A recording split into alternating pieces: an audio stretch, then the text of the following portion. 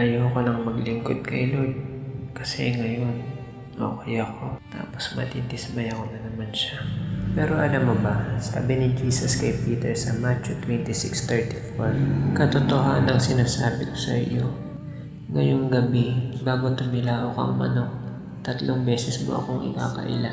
Alam ng Diyos ang mga kasalanan na magagawa mo pa lang.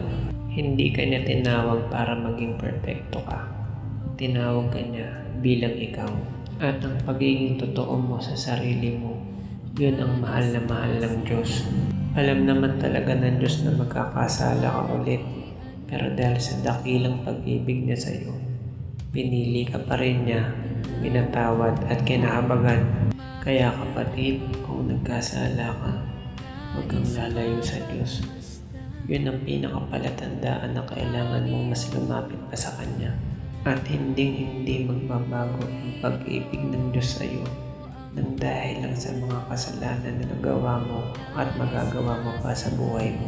John 3:16, For God so loved the world that He gave His one and only begotten Son, that whosoever believes in Him shall not perish but have an everlasting life in Christ Jesus. Kaya tuloy-tuloy lang kapatid, sapagkat mahal na mahal ka ng Diyos.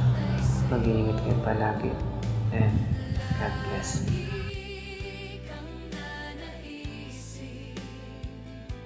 Ikaw lamang, walang iba.